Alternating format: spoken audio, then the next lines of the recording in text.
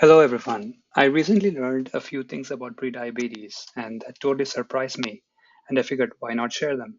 Here are 5 things I didn't know about prediabetes. I recently found out I have prediabetes and it made me wonder what even is prediabetes? Turns out it means that your blood sugar is higher than normal. It's not high enough to be in the diabetic range, but too high to be in the normal range. It's like your body's early warning system. Doctors check blood glucose levels using an A1C test or a glycated hemoglobin test, which measures your average blood sugar over the past 3 to 4 months. A1C is reported as a percentage calculated using this equation, and higher the percentage, higher the blood glucose in your body. Higher levels of blood glucose, also known as hyperglycemia, can cause nerve damage and heart problems over time. There's a ton of content out there that dives deep into the effects of high blood sugar, so I won't get into all that here. First thing, prediabetes is silent. It doesn't come with clear symptoms, so most people don't realize they have it, which is why it goes unnoticed for years. That said, some people do experience things like feeling super low energy after a carb-heavy meal, blurry vision, or dizziness when standing up quickly. Now, having one or more of these symptoms doesn't mean you have prediabetes, but it's something to keep an eye on and maybe bring it up with your doctor. Second thing, prediabetes is not always linked to your weight. People most tend to associate diabetes or prediabetes with being overweight, but that is not always the case. Skinny people can be prediabetic too. Doctors too can fall into this belief and may overlook diabetes or prediabetes if you are not overweight. I didn't know this either until I got diagnosed. That's why I think routine blood tests are important. You can't always tell what's going on just by looking at the mirror. Number three, prediabetes is way more common than you think.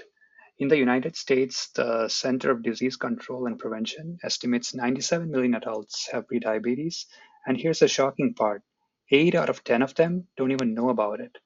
Since I'm originally from India, I looked into the numbers for the Indian population too, and as of 2021, national estimates around 136 million Indians were estimated to have prediabetes. If this goes undetected, prediabetes can quietly progress to full-fledged diabetes. Now, this one may be obvious, but sleep and stress can have a significant impact on your blood sugar. When you're stressed, your body releases a hormone called cortisol. That hormone tells your liver to release more glucose, and it also makes your body less sensitive to insulin, both of which raise your blood sugar. There's even something called the dawn phenomenon, which is when your blood sugar spikes in the early morning, right after you wake up. If you wear a glucose monitor, you might have seen a mini spike in your levels after waking up.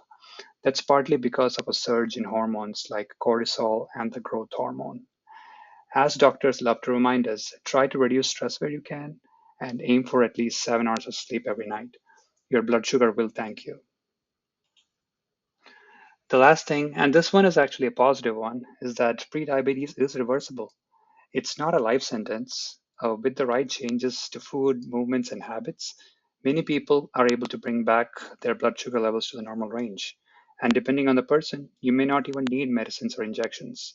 Small changes to food, even things as simple as changing the order in which you eat your food, can make a big difference. I plan to share more tips on these in my future videos. Now, no one talks about prediabetes either because they're embarrassed or don't think it's a big deal.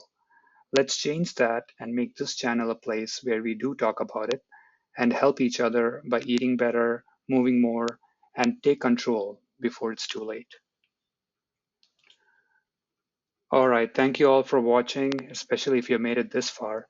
As I continue my pre-diabetic journey, I'll be sharing my findings along the way, the things that work and the things that don't.